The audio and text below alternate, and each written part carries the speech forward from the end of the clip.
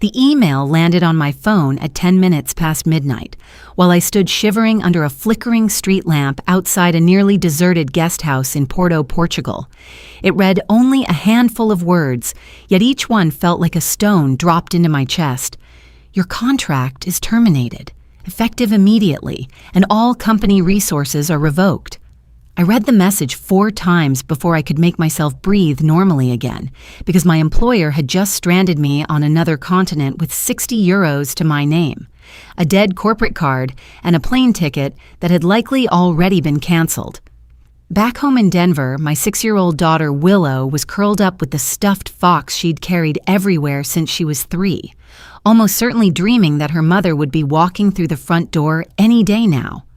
My name is Renata Cole, and for 6 years I had given everything to Halden and Voss, a high-end textile design firm whose executives loved to talk about heritage and artistry while quietly grinding down the very people who made that artistry possible. My role was simple to describe and brutal to live.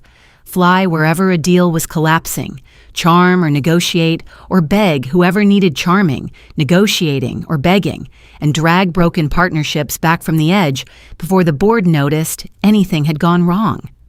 4 weeks before that message arrived, my supervisor Desmond Kane had sent me to Portugal after our oldest fabric supplier, a family-run mill in the hills above Porto, announced they were done doing business with us. Before my flight left Denver, Willow had gripped my sleeve at the security gate and made me promise I'd be home in time for her school's autumn festival.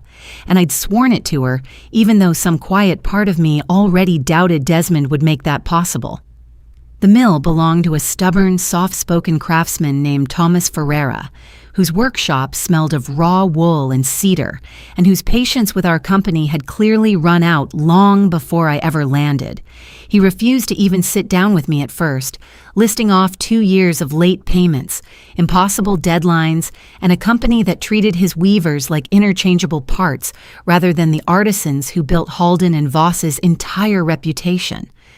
Rather than defend my employer's record, I spent 3 days simply listening, walking the workshop floor, reviewing every unpaid invoice myself, and finally telling Tomas the plainest thing I could offer him. I won't pretend my company treated you fairly because it didn't, but I can promise you I will never lie to you while I'm standing in this room.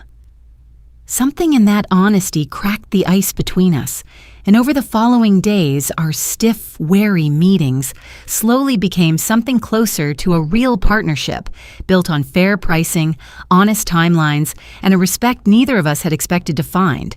While I worked past midnight trying to hold the deal together, Desmond kept firing off impatient messages, demanding faster results, and during one video call he mocked Thomas so bluntly that even the interpreter in the room fell silent afterward. Thomas only looked at me once the call had ended and said quietly, "That man mistakes owning a contract for earning someone's trust, and he will learn the difference eventually, one way or another." By the end of the 4th week, I had rebuilt the entire partnership into a $14 million 3-year supply agreement that would secure Halden and Voss's next several collections, with the signing ceremony scheduled for the following afternoon. Instead of celebrating that night, I sat alone recording a video message for Willow's festival because I already knew, deep down, that I wouldn't make it home in time to see her dance across that stage myself. When she called and asked in that small, hopeful voice only a 6-year-old can manage, "Mommy, will you be home soon?" I choked back everything I was feeling and told her, "Soon, baby, I promise you that." Then hours before dawn, Desmond's termination email arrived, erasing 4 exhausting weeks of work and every ounce of loyalty I had left for that company in a single cruel stroke. I didn't call headquarters to plead, and I didn't waste a single message arguing with Desmond. Instead, I gathered the unsigned agreement, walked through the cold morning drizzle back to Tomas's workshop, and told him exactly what had happened overnight. He listened without interrupting, then asked me one question that quietly reshaped the rest of my life. "Renata, do you honestly believe we chose to rebuild this partnership because of Halden and Voss, or because we chose to trust you?" Before I could answer, he told me that a rival design house, Aurelio Studios, had spent nearly a year trying to win his workshop's business, offers he had refused each time because he still believed in what he and I were building together. But now that my own company had thrown me away without a second thought, he no longer felt any reason to protect them. That same afternoon, Thomas placed a call to Aurelio's creative director, a sharp and warm woman named Inez Marchetti, and within hours I found myself across a table from an executive who wasn't asking how much profit I could squeeze from a broken deal, but what kind of life I actually wanted to build for myself and my daughter.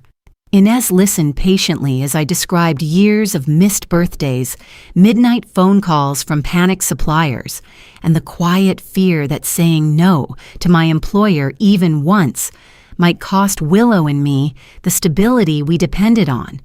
And when I finally finished, she simply said, "You don't need a company that makes you prove your worth every single morning, Renata. You need one that already sees it." She offered me a senior partnerships role with real authority, a flexible schedule built around Willow's school calendar, and pay that finally matched what I'd been quietly worth for years, while Thomas transferred the mill's new contract over to Aurelio Studios once the lawyers finished their paperwork. Desmond called me 11 times that first day alone, cycling through accusations of sabotage, vague threats of legal action, and finally a desperate offer of promotion if I'd simply come back. But I let every single call go to voicemail, because I finally understood I had spent 6 years mistaking being needed for being valued. Thomas insisted on driving me to the airport himself, quietly paid for my new flight home despite my protests, and just before I walked through security, he shook my hand and told me something I've never forgotten. Don't ever confuse being useful to someone with mattering to them, Renata, because a company will always need people, but it takes something rarer to actually value them.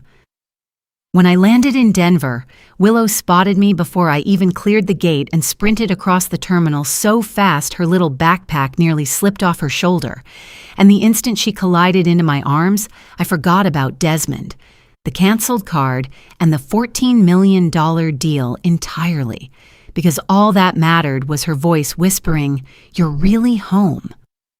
Months later, I stood beside Willow at the opening of Aurelio Studios' new artisan partnerships division, watching Tomas and his weavers celebrate a collaboration that had begun with one company's cruelty and ended in something far better than either of us had planned. Looking back, I finally understood that losing that old job hadn't destroyed my future at all.